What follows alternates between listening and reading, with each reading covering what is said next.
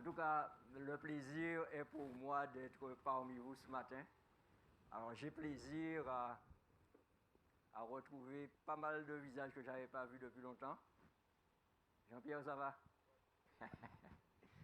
OK. La Martiniquaise, tu vas bien? Yes.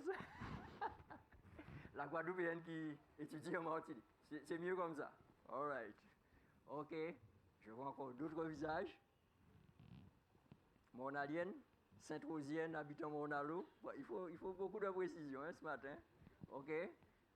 Ma collègue, bienvenue à toi, chez toi. Frère Remus.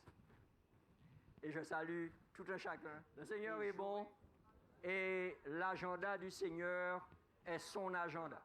Alors vous allez vous rendre compte que rien ne se fait au hasard. La thématique de ce séminaire pendant la semaine, retour à l'autel. Retour à l'autel, retour à la parole de Dieu. Et quand je reviens, j'ai envie de dire, nous étions sur la montagne. Mais alors que nous sommes revenus dans la vallée, il faut que le message puisse être partagé avec le peuple. Parce qu'aujourd'hui, le Seigneur est en train de nous démontrer, et même des fois, simplement par un témoignage, il est en train de nous démontrer qu'il est en train de rassembler son peuple. N'aie pas peur d'être qui tu es. N'aie pas peur de dire qui tu es. Et surtout, n'aie pas peur de porter ce beau message qu'est l'évangile de Jésus-Christ. Vous savez, j'aime à écouter mon peuple chanter. Je vous entendais chanter tout à l'heure le deuxième chant. Entends-tu, Jésus t'appelle? Ouais, il nous faut faire mieux que ça. Hein? Il nous faut faire mieux que ça. Parce que si nous entendons le Seigneur nous appeler, nous devons chanter avec conviction. Nous devons chanter avec allant parce que le Seigneur nous appelle. Et ce matin, le Seigneur nous appelle à être des gens spéciaux. Je commencerai en disant, il y a 3 sortes de gens dans le monde. Il y a ceux qui sont immobiles, inamovibles, il y a ceux qui sont mobiles, et il y a la 3e catégorie, ceux qui les font avancer. Il y a les immobiles, les mobiles, et ceux qui les font avancer. Et j'ai envie de poser la question à chacun. De quelle catégorie te retrouves-tu? Es-tu parmi les immobiles? Es-tu parmi les mobiles? Ou es-tu parmi ceux qui font avancer? Ce matin, pendant quelques minutes, j'aimerais vous parler du leadership de Jésus. Et ce matin, je disais donc à Frère Mijuel que nous lançons ici ce matin la campagne d'évangélisation qui va se poursuivre en novembre-décembre. Mais je la lance ce matin. Ce matin, pourquoi? Parce que c'est l'opportunité que nous avons de préparer l'Église et nos amis et nos contacts à entendre la parole de Dieu. À partir du mois de novembre, nous allons parler de Daniel et l'Apocalypse. Nous allons parler de la prophétie. Nous voulons savoir en quel temps nous vivons. Nous voulons comprendre pourquoi est-il important aujourd'hui de revenir à toute la loi du Seigneur. Nous voulons comprendre pourquoi aujourd'hui il nous faut clairement, comme l'Apocalypse l'a dit, adorer celui qui a fait le ciel, la terre, la mer, les sources d'eau et tout ce qui s'y trouve. La Bible nous dit qu'à l'heure de son jugement est venue. Alors il est une question d'adoration aujourd'hui. Et l'adoration est profondément ancrée dans la prophétie. Parce que n'oubliez jamais, peuple du Seigneur, que l'Église adventiste du 7e jour est une Église qui est née de la prophétie. Allô? De quelle prophétie? 2300 soirées matin. Et à partir de novembre, nous aurons l'occasion d'étudier toutes les prophéties. Et ça sera un moment où nous allons simplement confirmer ce que la parole de Dieu nous dit. Nous n'allons rien déclarer de nouveau, nous allons confirmer ce que la parole de Dieu nous dit. Et pour cela, nous avons besoin de chacun, que vous soyez jeune, que vous soyez moins jeune, que vous soyez des enfants, nous avons besoin de chacun comme leader pour préparer cette belle période de séminaire prophétique. Qu'est-ce qu'un leader? C'est celui qui fait avancer les autres. C'est celui qui fait avancer les choses. Alors, il est facile, en tant que leader, de se définir par rapport à son titre ou par rapport à son rôle ou à sa position. Mais en réalité, mon identité de leader repose sur quoi? Sur mon identité en Jésus-Christ. Ce n'est pas quand on va me dire tu vas occuper telle position que je serai leader. Je suis leader en Jésus-Christ. Parce qu'en Jésus-Christ, je découvre que chacun a un rôle à jouer dans l'avancement du plan de Dieu en faveur de l'humanité. Walter Wright, un écrivain, a déclaré que pour être des leaders amenés à changer les vies, nous devrions avoir un œil dans la Bible et un œil dans le miroir. Allô?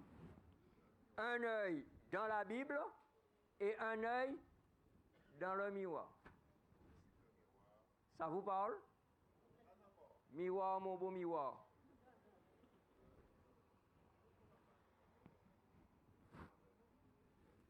Quand tu te regardes dans le miroir et quand tu te regardes dans la parole de Dieu, est-ce que tu retrouves la même personne? Allô? Allô? Oui, oui. Oui, 2 Corinthiens nous dit bien quoi? Qu'en contemplant, yes, le visage découvert, nous contemplons la gloire du Seigneur jusqu'à être transformés à son image. 2 Corinthiens 3. Yes. Alors, ce matin, je vous propose le modèle divin par excellence du leadership. Et c'est celui qui a déclaré au psaume 32, le verset 8, « Je t'instruirai et je te montrerai la voie que tu dois suivre. » Et le Seigneur continue en disant, « Je t'instruirai, je te montrerai la voie que tu dois suivre, je te conseillerai et j'aurai le regard sur toi. » Jésus, le leader par excellence, a envie d'être celui qui va véritablement te former à être un leader par excellence. Et quand il dit cela au psaume 32, le verset 8, il parle d'instruction. Il parle de quoi ici? Qui va m'instruire? Aujourd'hui, c'est le Saint-Esprit. Quand je lis Jean 14, le verset 26, il est dit quoi? L'Esprit Saint que je vais vous donner va vous enseigner toutes choses et va vous rappeler tout ce que je vous ai. Amen. Aujourd'hui, alors que nous revenons de cette formation retour à l'autel, nous avons travaillé sur les 7 principes pour retourner à la parole de Dieu. Et le premier principe, c'est le temps personnel avec le Seigneur. Si vous êtes honnête avec moi, Quand vous vous réveillez le matin, le premier réflexe que vous avez, ce n'est pas de prendre votre Bible, c'est de prendre ça. Voir qu'est-ce que vous avez raté pendant la nuit. Allô? De dire bonjour, bonjour au monde. Non, je sais que ce n'est pas tout le monde. Mais aujourd'hui, c'est devenu une norme.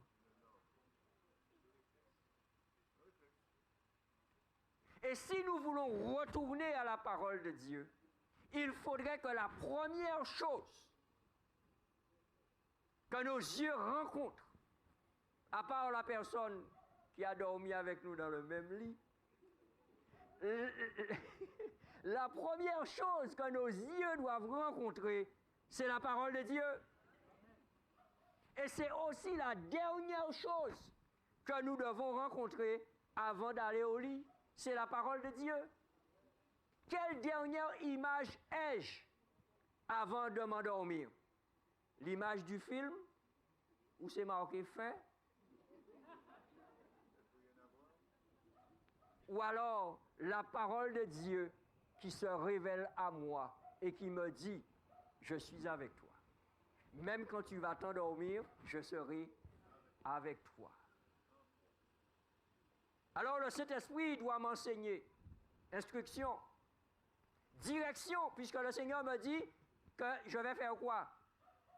Je vais te montrer la voie. Je vais te conduire. Comment le Seigneur va-t-il me conduire? Psaume 119, verset 105 me dit quoi? Ta parole? Vous avez déjà réfléchi à ce que vous venez de dire là? Vous avez déjà réfléchi à ce verset-là? Parce que nous répétons systématiquement des versets de la parole de Dieu. Mais est-ce que nous pesons ce que le verset nous dit? Ta parole est une... Qu'est-ce que cela veut dire pour moi?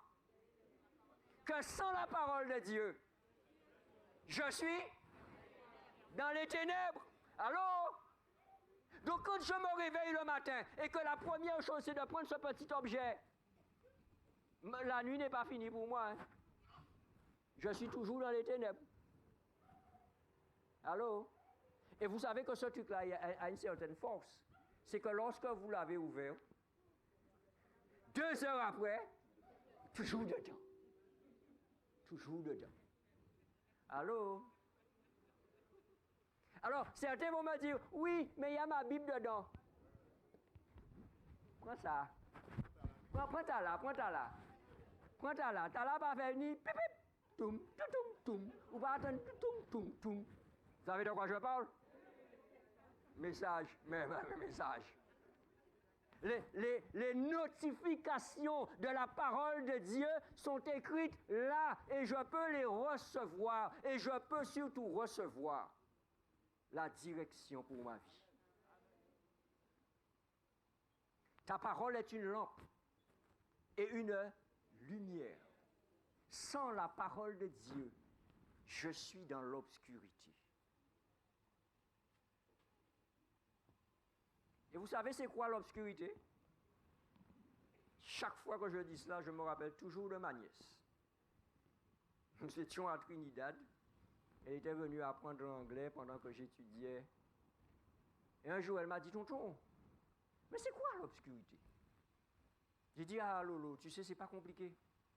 L'obscurité, c'est l'absence de lumière.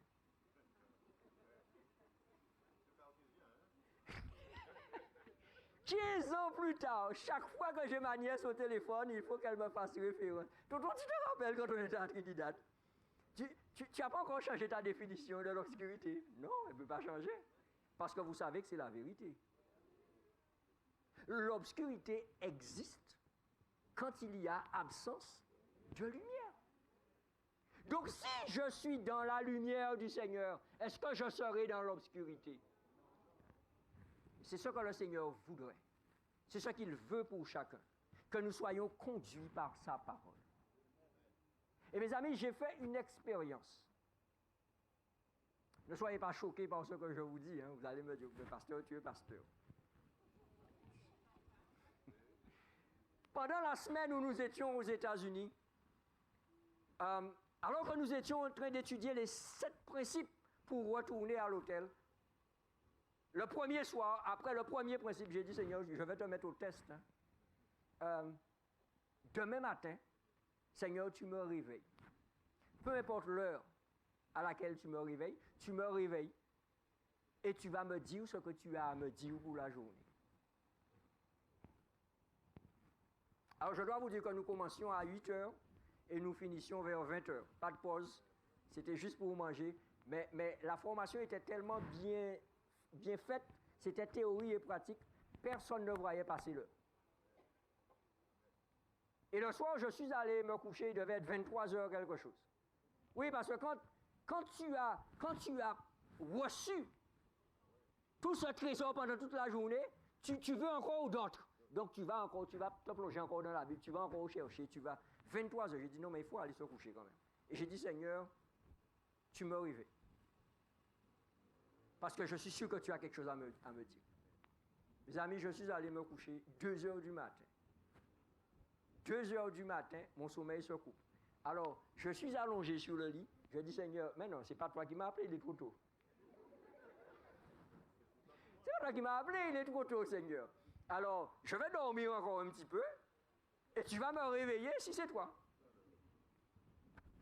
Je me suis rendormi, et j'ai eu l'impression que j'ai dormi au moins 5 ou 6 heures. 2 traits. Et puis je sens comme quelqu'un qui me touche, qui me dit, réveille-toi. Alors, je me réveille, et cette fois-ci, je ne reste pas dans le lit. Je sors du lit, je descends, je me mets à genoux, et je regarde l'heure. Il est 2h10.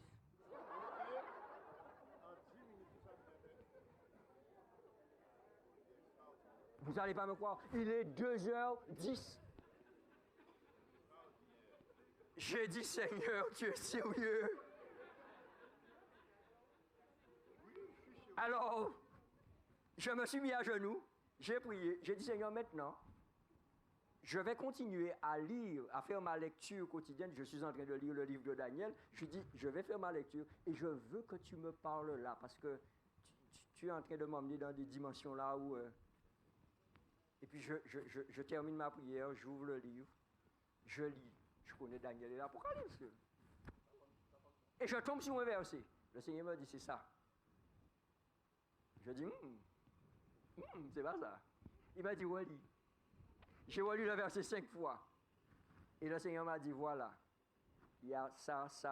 Il m'a donné un certain nombre de choses. J'ai été choquematisé.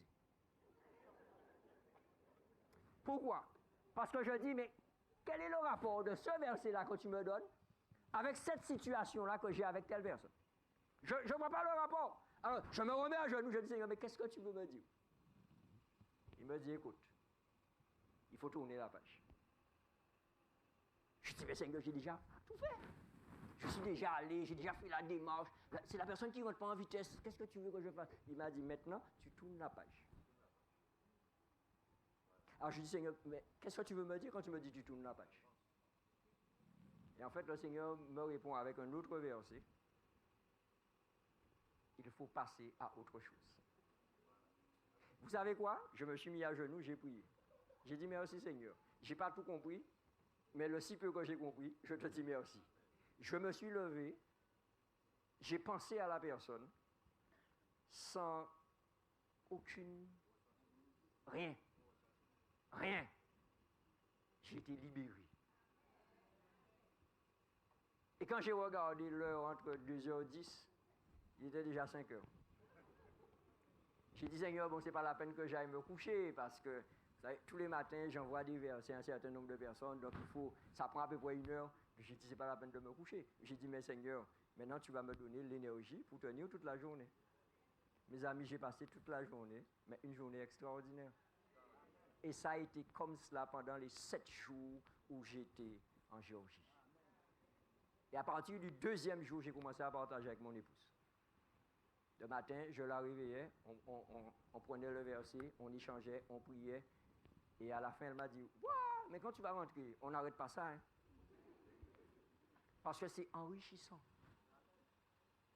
Et quand le Seigneur me dit qu'il me conduit, il me conduit. Quand il me dit qu'il me conseille, il me conseille. Et j'aimerais que vous puissiez regarder dans Ésaïe 11, le verset 2, comment le Seigneur est prêt à me conseiller, puissance 6. Je dis bien puissance 6. La parole de Dieu dans Ésaïe 11, verset 2 dit, « L'Esprit de l'Éternel reposera sur lui. » Sur qui? Sur Jésus, parce qu'il est question de le Messie qui doit venir. Et regardez ce qui est dit. Esprit 1 de sagesse, 2 d'intelligence, 3 de conseil, 4 esprit de force, 5 esprit de connaissance, 6 esprit de crainte de l'Éternel. Alléluia. Lorsque je suis connecté avec le Seigneur, il me conseille. Vous avez noté tout ce qu'il y a là? Est-ce que vous avez bien vu? J'ai la sagesse, j'ai l'intelligence, j'ai le conseil, j'ai la force, j'ai la connaissance et j'ai la crainte de Dieu. Alléluia. Le leader par excellence me dit que je veux aussi être ton superviseur. Je vais avoir le regard sur toi. Le Seigneur me dit, je vais veiller sur toi, différent de je vais te surveiller. Allô? Allô? Le Seigneur ne me dit pas, je vais te surveiller. Le Seigneur me dit, je vais veiller sur toi. Donc il me dit, ce qu'il veut, c'est mon bien.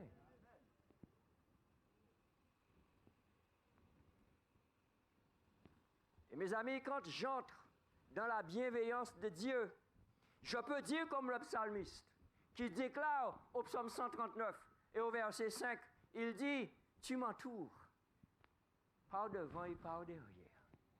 Tu es pleinement avec moi.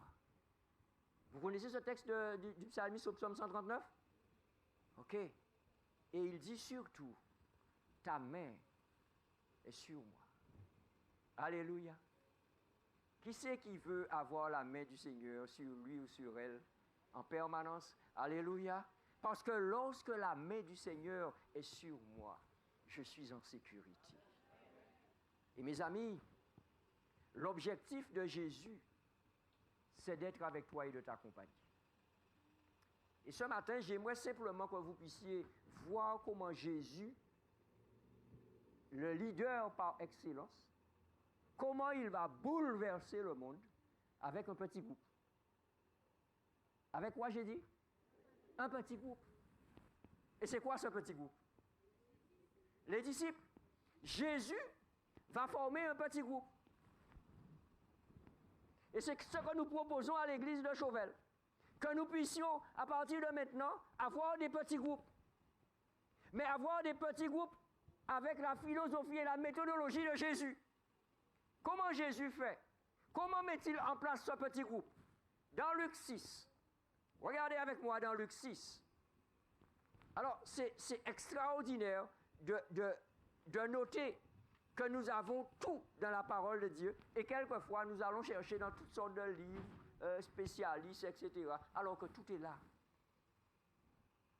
Vous savez, ça c'est le livre. Il y a tout dedans. Et dans Luc 6, à partir du verset 12, le Seigneur met en place son petit groupe. Et il commence par quoi? La Bible me dit qu'en ce temps-là, Jésus va prendre une décision très importante. Il va se rendre sur la montagne pour prier. Quand nous lisons dans Marc 1er, le verset 35, nous avons la répétition de cette idée. Lorsqu'il faisait encore très sombre, Jésus se retira pour prier. Jésus avait cette habitude de la prière. Maintenant, qui est Jésus? Allô? Qui est Jésus? Le Sauveur, oui. Le Fils de Dieu sans péché. Qui est Jésus? Jésus est Dieu. Et pourquoi Jésus a-t-il besoin de passer toute une nuit en prière avant de choisir les membres de son petit groupe. Allô? Qui est Jésus pour qu'il puisse avoir une telle démarche? La Bible me dit dans Luc 6, le verset 12, il va prier toute la nuit. Allô? Il va passer une nuit en prière avant de choisir ceux qui vont l'accompagner dans ce petit groupe qui vont bouleverser le monde. Qui suis-je moi quand je dois choisir mes collaborateurs? Qui suis-je moi pour ne pas prier? Allô? Maintenant, j'aimerais lire le texte avec vous et noter quelque chose d'intéressant. Verset 12 de Luc 6, en ce temps-là, Jésus se rendit sur la montagne pour prier et il passa toute la nuit à prier Dieu. Vous avez noté le mouvement? Jésus ne reste pas là où il est. Il ne reste pas là où il y a du monde autour. Il s'isole. Ça, c'est une première chose. Deuxième chose, il prend de la hauteur. Allô? Il va sur la montagne. Et regardez au verset 13. Quand le jour parut, il appela ses disciples et en choisit 12, auxquels on donna le nom d'apôtres. Et il y a tous les noms. Mais j'aimerais terminer avec le dernier. Judas Iscariote. Jésus l'a aussi intégré dans son petit groupe. Mais chose qui est intéressante, c'est que la Bible ne me dit pas que Jésus a choisi Judas Iscariote, le traître.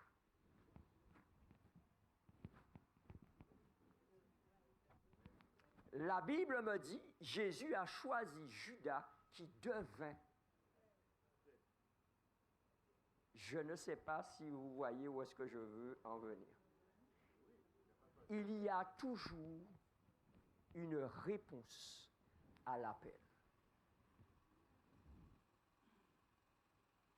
Judas a reçu la même formation théorique et pratique que les 11 autres.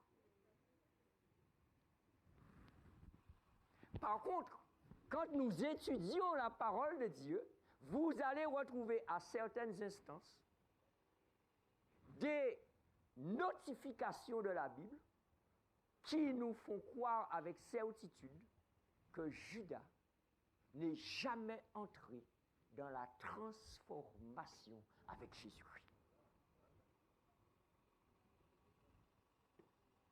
Vous vous rappelez de cette expérience de la femme qui est venue à la maison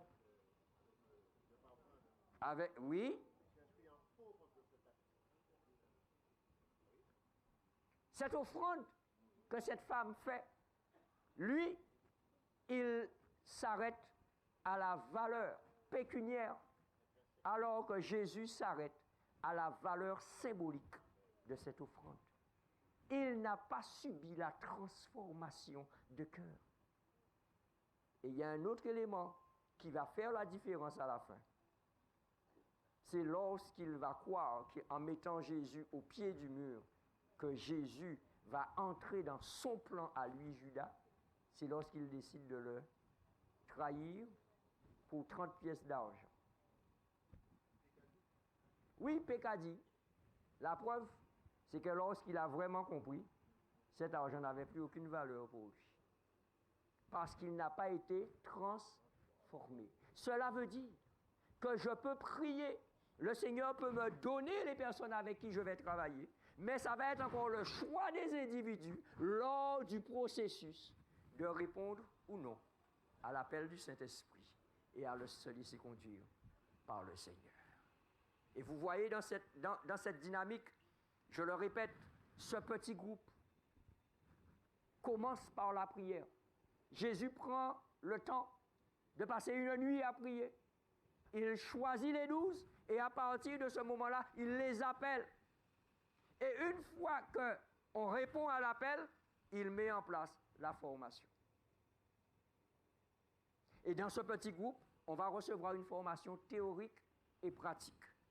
Alors, pour gain de temps, je vais aller direct au but avec vous. Quand nous voyons, que ce soit dans Luc 6, que ce soit dans Marc 6, Jésus forme ses disciples de manière théorique et pratique. Il a son petit groupe et ils sont en alternance. Il enseigne, mais il les emmène aussi dans la pratique. En fait, quelle est la méthodologie de Jésus? Jésus dit aux membres de son petit groupe, voilà comment ça fonctionne. Première étape, je fais et vous me regardez faire. Je fais, Jésus fait, et les disciples, ils regardent comment il fait. Deuxième étape, il dit, je fais et vous faites avec moi. Alors dans le je fais et vous me regardez faire, nous avons plusieurs exemples. L'exemple particulièrement où Jésus a guéri, tout au début de son ministère. Alors s'il y a un exemple qu'on pourrait donner dans je fais et vous regardez, c'est le premier miracle de Jésus, aux noces de Cana. Les disciples n'interviennent pas du tout. C'est Jésus qui intervient, il fait et les disciples regardent.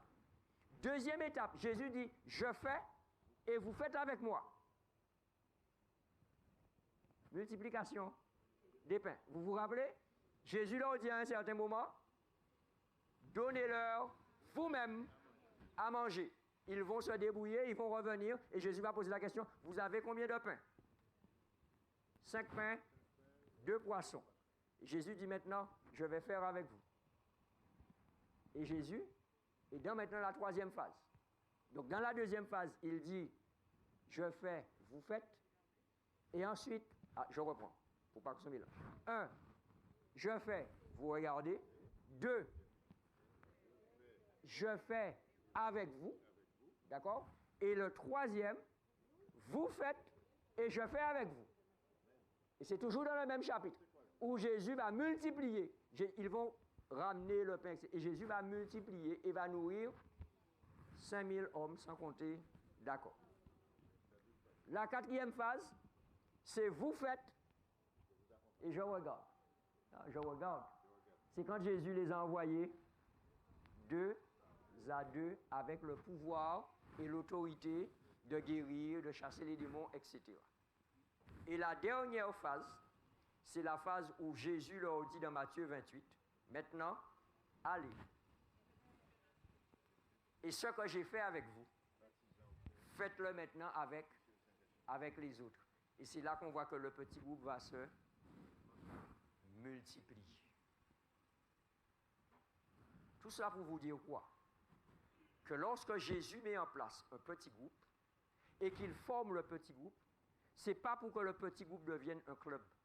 Ce n'est pas pour que le petit groupe devienne un ghetto. C'est pour que le petit groupe puisse produire des leaders qui vont à leur tour aller et faire de nouveaux petits groupes. Ça veut dire qu'au bout d'un moment, l'Église se développe. Et on se retrouve dans Acte 2, on se retrouve avec une Église qui a cru, qui s'est développée, tout simplement en résultat de la formation de Jésus avec un petit groupe de 12. Et aujourd'hui, le Seigneur propose à l'Église de Chauvel de vivre la même chose, de mettre en place des petits groupes. Maintenant, je le répète, tout commence par la prière.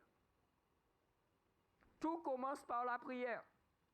Ne te dis pas, je vais choisir frère X, soeur Y, parce que je m'entends bien avec eux, frère machin, et on va former un petit groupe. Ça, c'est un club. Allô? Allô? C'est un club. Oui, c'est un club. Mais je vais passer du temps en prière et demander au Seigneur, Seigneur, avec qui veux-tu que je travaille dans ce petit groupe? Et quand le Seigneur va te donner un nom, ça va te traumatiser. What? What? What? Seigneur, comment je vais faire? Mais comment je vais faire avec elle? C'est que le Seigneur sait que tu dois passer par là pour que tu puisses monter la prochaine marche de l'échelle vers la perfection, vers l'éternité. Et en fait, qui est pire que toi? Qui est pire que toi? Qui est pire que toi pour travailler? Tu es insupportable. Mais on va trouver que tout le monde est insupportable. Alors accepte de bon cœur que le Seigneur te donne l'opportunité de te soigner, de te guérir. Est-ce que vous êtes d'accord avec cela? Je ne suis pas en train de vous parler de choses que je ne vis pas. Hein. Je vous parle de choses que je vis. Le Seigneur me donne des collaborateurs, mais ce sont des gens que je connais depuis longtemps. Là, il me met par la bim, il dit oui. Seigneur, comment je vais faire? Ah, ça c'est la première question. Comment je vais faire? Le Seigneur me dit, prie. Prie. Et tu sais, plus tu pries, plus tu trouves que la personne est intéressante. Ah, plus tu pries, plus tu trouves. Et puis à la fin, le Seigneur te dit, bon, maintenant, je mets fin à votre collaboration. Tu dis, mais Seigneur, comment ça on commence à habiter avec vous? Comment ça on commence à habiter avec? Non, il faut, le Seigneur t'invite à passer à autre chose. C'est ainsi que l'Église grandit. Lorsque nous n'avons pas peur de l'autre. Et dans une formation de leadership, le professeur nous disait, un leader ne doit jamais avoir peur de ses collaborateurs. Même si ils sont plus brillants que lui. Alors, j'ai toujours eu l'occasion de dire à mes anciens, lorsque je dirigeais des communautés, si je trouve un ancien qui prêche mieux que moi, mais c'est lui qui va faire les campagnes. Ah non, si je trouve un ancien meilleur orateur que moi, c'est lui que je vais mettre en avant. Parce que l'homme qui est baptisé descend moun. Quand il m'a fait là.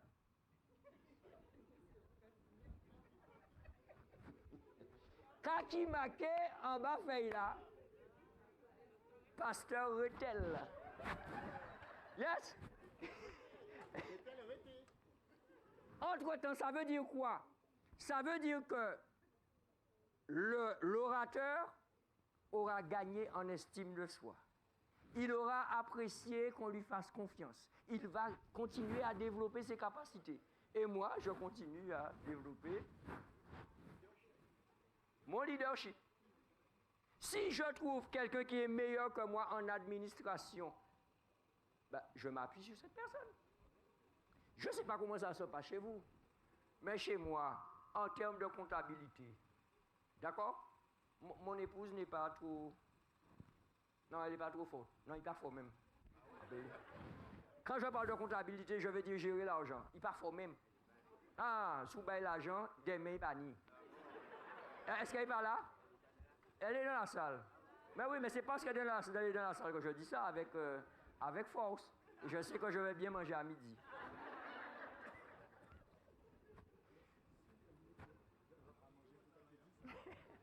Eh bien, à la maison, OK. Oh, en anglais. I have to say it again. Par rapport à mon épouse?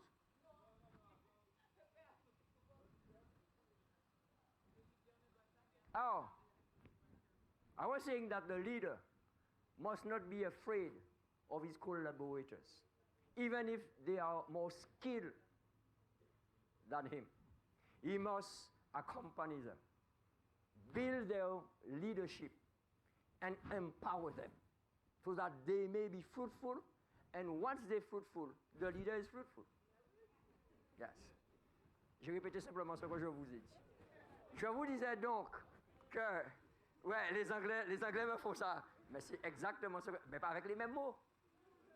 C'est pas avec les mêmes mots, voilà.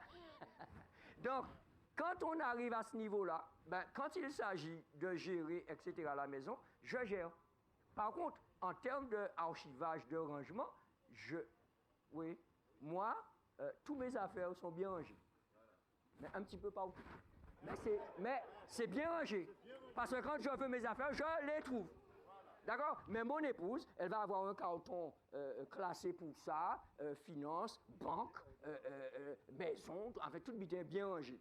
Ah ben, vous croyez que je vais me battre avec elle? Donc, quand les factures arrivent, je vais à la boîte aux lettres, j'ai vu la facture, je dis, voilà la facture, je l'ai déposée là. À suivre. Oui. Et à la fin, elle va me rappeler, il faut régler cette facture. OK. Bon, comme c'est moi qui règle, je vais régler, il n'y a pas de souci. Mais nous faisons un travail de collaboration. Dans le petit groupe et dans l'Église, nous devons reconnaître les compétences de chacun. Dieu ne nous a pas créés identiques. C'est pour que nous puissions ensemble collaborer. Alors je vous invite à entrer dans cette dynamique et à pouvoir laisser Dieu être le leader. Et vous savez avec Jésus le résultat qu'on a eu avec ce petit groupe. Nous avons vu l'Église croître à une vitesse vertigineuse.